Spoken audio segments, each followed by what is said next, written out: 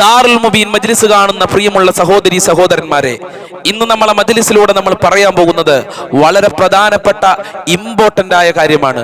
അഥവാ ഭാര്യ ഭർത്താക്കന്മാര് അവരുടെ ലൈഫില്, ജീവിതത്തില് ഒരിക്കലും സംസാരിക്കാൻ പാടില്ലാത്ത 3 കാര്യങ്ങളാണ്. ഇൻഷാ അല്ലാഹ് ഈ കാര്യങ്ങൾ സംസാരിച്ചു കഴിഞ്ഞാൽ ദാമ്പത്യ ജീവിതം തകർന്ന് തരിപ്പണമായി പോകും, യാതൊരു സംശയവുമില്ല. ഏതാണ് ആ 3 കാര്യങ്ങളെന്ന് വളരെ വിശദമായി നമുക്ക് ഈ വീഡിയോയിലൂടെ പഠിക്കാം. അല്ലാഹു തൗഫീഖ് പ്രദാനം ചെയ്യട്ടെ. അസ്സലാമു അലൈക്കും വറഹ്മത്തുള്ളാഹി വബറകാതുഹു. അൽഹംദുലില്ലാഹി റബ്ബിൽ ആലമീൻ വൽ ആഖിബത്തു ലിൽ മുത്തഖീൻ. അസ്സലാത്തു വസ്സലാമു അലൈക യാ റസൂലല്ലാഹ്. അസ്സലാത്തു വസ്സലാമു അലൈക യാ ഹബീബല്ലാഹ്. ഇലാഹി അൻത മഖ്സൂദി വരിളാക മത്ലൂബി. ഇലാഹി അൻത മഖ്സൂദി വരിളാക മത്ലൂബി. അല്ലാഹുമ്മ ഖ്ലി ഹജാതിനാ യാ ഖാദിയൽ ഹജാത്. അല്ലാഹുമ്മ ദഫഅ ബലിയാതിനാ യാ ദാഫിയൽ ബലിയാത്.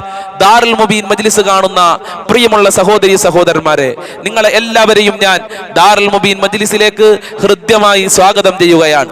ആദ്യമായി നമ്മളെ മജ്ലിസ് കാണുന്ന മുത്തു മുഅ്മിനീകൾ ഉണ്ടെങ്കിൽ സബ്സ്ക്രൈബ് ചെയ്യാനും ബെല്ലൈക്കൺ അമർത്താനും തുടർന്ന് നമ്മളെ മജ്ലിസിൽ പങ്കെടുക്കാനും മറക്കരുതേ എന്ന് ഉണർത്തുകയാണ്.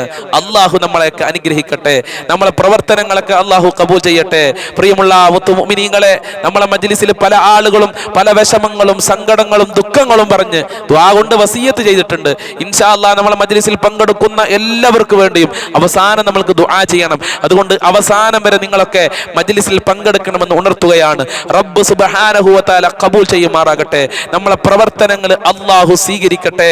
എൻ്റെ പ്രിയമുള്ള സഹോദരി സഹോദരന്മാരെ, ഇന്ന് നമ്മൾ പറയാൻ പോകുന്ന വിഷയം വിവാഹം കഴിഞ്ഞ അതല്ലെങ്കിൽ വിവാഹം കഴിക്കാൻ പോകുന്ന എല്ലാ ആളുകളും നിർബന്ധമായി കേൾക്കേണ്ട ഇമ്പോർട്ടന്റ് ആയ കാര്യമാണ്. അതാവാ ദാമ്പത്യ ജീവിതത്തിൽ ഒരിക്കലും പറയാൻ പാടില്ലാത്ത 3 കാര്യങ്ങളാണ് നമ്മൾ ചർച്ച ചെയ്യുന്നത്. ഈ 3 കാര്യങ്ങൾ ദാമ്പത്യ ജീവിതത്തിൽ ഭാര്യ ഭർത്താക്കന്മാര് പറഞ്ഞു കഴിഞ്ഞാൽ എന്താ പ്രശ്നം എന്നറിയോ? പറയുന്നതുകൊണ്ട് കുഴപ്പമൊന്നുമില്ല, പക്ഷെ പറഞ്ഞു കഴിഞ്ഞാൽ ദാമ്പത്യ ജീവിതം തകർന്നു തരിപ്പണമായി പോകും, സമാധാനം നഷ്ടപ്പെട്ടു പോകും, സ്വസ്ഥത ഉണ്ടാകൂല.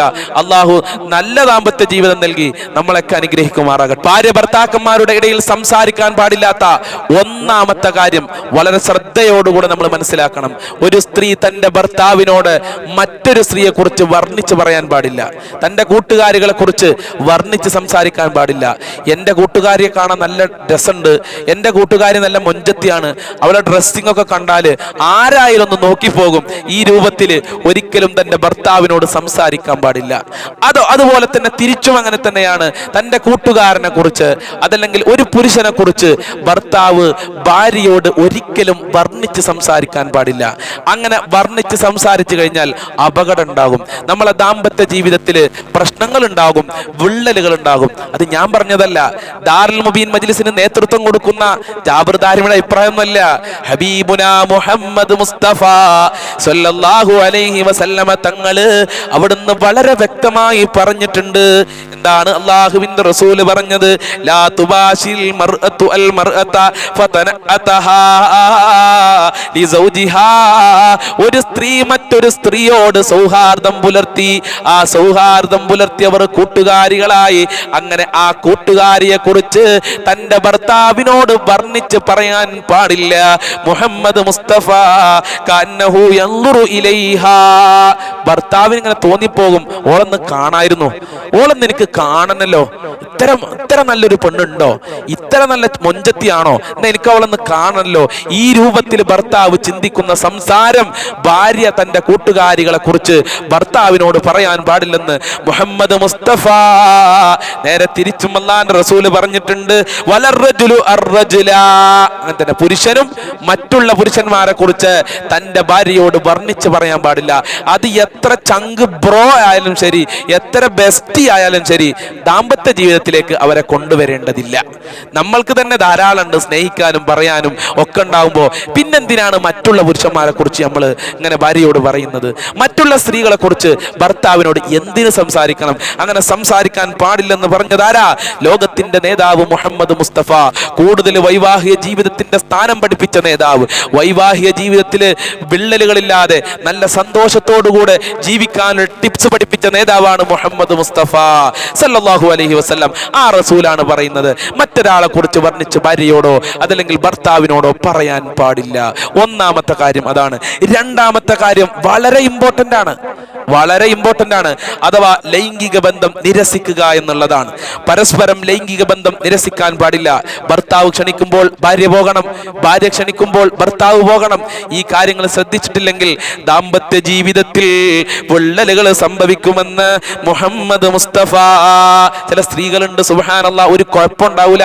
ഭർത്താവ് ക്ഷണിക്കുമ്പോൾ, ലൈംഗിക ബന്ധത്തിന് ക്ഷണിക്കുമ്പോൾ, ഞാനൊന്ന് കുളിച്ചിട്ടില്ല, എനിക്ക് ക്ഷീണാണ്, ഒരു കുഴപ്പമുണ്ടാവില്ല, എനിക്ക് അങ്ങനെയാണ്, എനിക്ക് തലവേദനയാണ്, ഒരു കുഴപ്പമുണ്ടാവില്ല, ചിലപ്പോൾ മെൻസസ് ആണെന്നൊക്കെ പറയും. അങ്ങനെ എത്രയോ പുരുഷന്മാർ വന്ന് കംപ്ലൈന്റ് പറഞ്ഞിട്ടുണ്ട്, എൻ്റെ ഭാര്യയ്ക്ക് ഒരു കുഴപ്പമില്ല ഉസ്താദേ, എൻ്റെ ഭാര്യയ്ക്ക് മെൻസസ് ഒന്നുമില്ല, എന്നാലും മെൻസസ് ആണെന്ന് പറഞ്ഞ് നുണ പറഞ്ഞുകൊണ്ട് ഞാൻ ബന്ധപ്പെടാൻ ക്ഷണിക്കുമ്പോൾ അവൾ വരാറില്ല, ഞാൻ എന്ത് ചെയ്യണം? ഇങ്ങനെ പല ഭർത്താക്കന്മാരും ചോദിച്ചിട്ടുണ്ട്.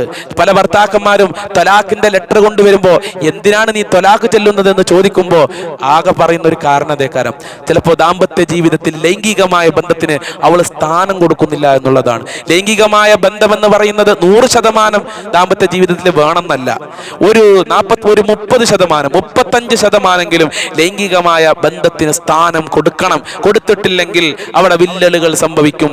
ഭർത്താവ് മറ്റുള്ള സ്ത്രീകളിലേക്ക് ആകർഷിക്കും, അതല്ലെങ്കിൽ ഭാര്യ മറ്റുള്ള പുരുഷന്മാരെ തേടി പോകാൻ കാരണമാകും. അപ്പൊ ദാമ്പത്യ ജീവിതത്തിൽ ലൈംഗികമായ ബന്ധം ഒരിക്കലും നിരസിക്കാൻ പാടില്ല. മഹാനായ നബി സല്ലല്ലാഹു അലൈഹി വസല്ലം തങ്ങൾ പറഞ്ഞു, ഒരാൾ തന്റെ ഭാര്യയെ ലൈംഗികമായ ബന്ധത്തിന് ക്ഷണിച്ചു, അവള് പോയില്ല, അവൾക്കൊരു കുഴപ്പമില്ല, തലവേദനല്ല, ക്ഷീണല്ല, തളർച്ചല്ല, ഒരു കുഴപ്പമില്ല, അവള് പോയില്ല. അങ്ങനെ അവൾ കിടന്നുറങ്ങിയാൽ നേരം വെളുക്കുന്നത് വരെ അവളെ മലക്കുകൾ ശപിച്ചുകൊണ്ടിരിക്കുമെന്ന് മുഹമ്മദ് മുസ്തഫ സല്ലല്ലാഹു അലൈഹി വസല്ലം തങ്ങൾ പറഞ്ഞിട്ടുണ്ട്. നേരെ തിരിച്ചു അങ്ങനെയാണ്. തന്റെ ഭാര്യ ലൈംഗികമായ ബന്ധത്തിന് വേണ്ടി ക്ഷണിക്കുന്ന സമയത്ത് ഭർത്താവ് പോകാതെ കിടന്നുറങ്ങിക്കഴിഞ്ഞാൽ, ഒരു കുഴപ്പമില്ലാതെ കിടന്നുറങ്ങിക്കഴിഞ്ഞാൽ നേരം വെളുക്കുന്നത് വരെ അവനെ മലക്കുകൾ ശപിക്കുമെന്ന് മുഹമ്മദ് മുസ്തഫ. ഒരു സഹോദരി വിളിച്ചിട്ട് വളരെ വിഷമത്തോടെ സങ്കടം പറയാണ്, ഉസ്താദെ എൻ്റെ ഭർത്താവിൻ്റെ അടുക്കൽ പോയി കടന്നു കഴിഞ്ഞാൽ ഊരക്ക് ചവിട്ടിയിട്ട് കട്ടിൽ നിന്ന് നിലത്തേക്ക് വലിച്ചിടുകയാണ് ഉസ്താദെ, നിലത്തേക്ക് തള്ളിടുകയാണ് ഉസ്താദെ, ഞാൻ ഇനി എന്താണ് ചെയ്യുക? എൻ്റെ ഭർത്താവ് എന്നെ ഒന്ന് സ്നേഹിച്ചിട്ടുണ്ടെങ്കിൽ എത്ര നന്നായിരുന്നു എന്ന് ഒരു സഹോദരി വിളിച്ച് കരഞ്ഞു പറയാൻ. അങ്ങനെ എത്ര സഹോദരിമാരുണ്ട്. ഇത് ചില ആളുകൾ മനസ്സിലാക്കിയത് സ്ത്രീകളുടെ മാത്രം പ്രശ്നമാണ്, സ്ത്രീകളുടെ അടുക്കൽ മാത്രമാണ് ഇങ്ങനത്തെ പ്രശ്നങ്ങളൊക്കെ എന്നാണ്. അല്ല, പുരുഷന്മാരുടെ അടുക്കലുണ്ട്. അല്ലാഹു സുബ്ഹാനഹു വ തആല നമ്മളെ ദാമ്പത്യ ജീവിതത്തിൽ ഖൈർ പ്രദാനം ചെയ്യട്ടെ. അതുപോലെ തന്നെ ലൈംഗികമായ ബന്ധത്തിൽ ശ്രദ്ധിക്കേണ്ട മറ്റൊരു കാര്യമാണ് ലൈംഗികമായ രഹസ്യം പുറത്തു പറയാൻ പാടില്ല എന്നുള്ളതാണ്. പല ആളുകളും അങ്ങനെ പറയും, ഞാൻ എൻ്റെ ഭർത്താവ് ഇന്നലെ അങ്ങനെ ഇരുന്നു, ഞാൻ എൻ്റെ ഭർത്താവ് ഇന്നലെ എങ്ങനെ ഇരുന്നു, ഞാനും എൻ്റെ ഭാര്യ ഇങ്ങനെ ഇരുന്നു. അങ്ങനെ പരസ്പരം കൂട്ടുകാരോട് പോയി ലൈംഗികമായ രഹസ്യങ്ങൾ പറയാ. ഇതൊരിക്കലും പറയാൻ പാടില്ലെന്ന് മുഹമ്മദ് മുസ്തഫ സല്ലല്ലാഹു അലൈഹി വസല്ലം തങ്ങൾ നമ്മളെ പഠിപ്പിച്ചിട്ടുണ്ട്. ഇത് യൂട്യൂബിൽ പറയുമ്പോൾ പല ആളുകൾ വന്നിട്ട് പറയും, ഇതൊക്കെ യൂട്യൂബിൽ പറയേണ്ട വിഷയമാണോ എന്ന്. ഞാൻ മനസ്സിലാക്കിയത് ഇന്ന് ലോകത്ത് അധികം ആളുകളും യൂട്യൂബ് എന്ന് പറയുന്ന പ്ലാറ്റ്ഫോമിലാണ്. ഇവിടെ അല്ലാതെ പിന്നെ എവിടെ ഇത് പറയാ? അള്ളാഹുവിന്റെ റസൂലിന്റെ ഹദീസാണ്. ആനായ നബി സല്ലല്ലാഹു അലൈഹി വസല്ലം തങ്ങൾ പറഞ്ഞു, അശറുന്നാസി മൻസിലാ, സ്ഥാനത്തിനാൽ ജനങ്ങളിൽ വെച്ച് ഏറ്റവും മോശമായവൻ ആരാണെന്നറിയോ? ലൈംഗിക രഹസ്യങ്ങൾ കൂട്ടുകാരോട് പോയി പറയുന്നവനാണ്. ഭാര്യയുടെ ലൈംഗിക രഹസ്യം മറ്റുള്ളവരോട് പറയുന്നവനാണ്. ഭർത്താവിന്റെ രഹസ്യം മറ്റുള്ളവരോട് പറയുന്നവളാണ്. മുഹമ്മദ് മുസ്തഫ ആ രഹസ്യം രഹസ്യമായി തന്നെ കടക്കട്ടെ, അത് മറ്റുള്ളവരോട് പോയി പറയാൻ പാടില്ല. അപ്പൊ ഇൻഷാ അല്ലാഹ് ഈ 3 കാര്യങ്ങൾ നമ്മൾ ശ്രദ്ധിച്ചിട്ടില്ലെങ്കിൽ നമ്മളെ ദാമ്പത്യ ജീവിതത്തിൽ വീഴ്ചകൾ സംഭവിക്കും, ദാമ്പത്യ ജീവിതത്തിലെ സന്തോഷങ്ങളൊക്കെ നഷ്ടപ്പെടും. അല്ലാഹു സുബ്ഹാനഹു വ തആല നമ്മൾക്കെല്ലാവർക്കും നല്ല ലൈഫ് തന്ന് അനുഗ്രഹിക്കട്ടെ. അല്ലാഹുവേ, ഞങ്ങളെ ദാമ്പത്യ ജീവിതത്തിൽ നീ ഖൈർ നൽകണേ റഹ്മാനെ. എത്രയോ സഹോദരിമാര് ഭർത്താവിന്റെ ദുസ്വഭാവം പറഞ്ഞ് ദുആ കൊണ്ട് വസിയത്ത് ചെയ്തിട്ടുണ്ട്. ആ ഭർത്താക്കന്മാർക്ക് നല്ല മനസ്സ് കൊടുക്കണേ റബ്ബേ. ആ ഭർത്താക്കന്മാർക്ക് ഭാര്യമാരെ സ്നേഹിക്കാനുള്ള മനസ്സ് നൽകി അനുഗ്രഹിക്കണേ റഹ്മാനെ. എത്രയോ ഭർത്താക്കന്മാര് ഭാര്യമാരെ ദുസ്വഭാവം പറഞ്ഞ് ദുആ കൊണ്ട് വസിയത്ത് ചെയ്തിട്ടുണ്ട്. ആ ഭാര്യമാർക്ക് നല്ല മനസ്സ് കൊടുക്കണേ അല്ലാ. ആ ഭർത്താവിനെ സ്നേഹിക്കാനുള്ള മനസ്സ് നൽകണേ റഹ്മാനെ. ഞങ്ങളെ മക്കൾക്ക് നല്ല ദാമ്പത്യ ജീവിതം നൽകണേ അല്ലാ. വിവാഹം ശരിയാകാത്തവർക്ക് അനുയോജ്യമായ ഇണകളെ നൽകി അനുഗ്രഹിക്കണേ റബ്ബേ. ഞങ്ങളെ മജ്‌ലിസിൽ ഒരുപാട് കടങ്ങളുള്ള ആളുകളുണ്ട്, അവരെ കടങ്ങളൊക്കെ വീട്ടാനുള്ള നല്ല സമ്പത്ത് നൽകണേ അല്ലാ. ജോലിയില്ല ജോലിയില്ലാത്തവർക്ക് നല്ല ജോലി നൽകണേ അല്ലാ. ലക്ഷങ്ങൾ കടമുള്ള ആളുകളുണ്ട് റബ്ബേ, കടങ്ങൾ വീട്ടാനുള്ള നല്ല വഴികൾ തുറന്നു കൊടുക്കണേ റഹ്മാനെ. പടച്ചവനെ, ഗർഭിണികൾക്ക് സുഖപ്രസവം നൽകണേ അല്ലാ. വീടില്ലാതെ കഷ്ടപ്പെടുന്നവർക്ക് ഉദ്ദേശിക്കപ്പെട്ട വീട് നൽകി അനുഗ്രഹിക്കണേ അല്ലാ. ഞങ്ങളെ ജീവിതത്തിൽ സന്തോഷം നൽകണേ അല്ലാ.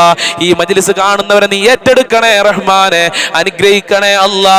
എല്ലാ പ്രശ്നങ്ങളും അകറ്റി കൊടുക്കണേ അല്ലാ. എല്ലാ കാര്യങ്ങളും എളുപ്പമാക്കി കൊടുക്കണേ റഹ്മാനെ. ഞങ്ങളെ ടെൻഷനുകൾ അകറ്റണേ അല്ലാ. രോഗങ്ങൾ ശിഫയാക്കണേ അല്ലാ.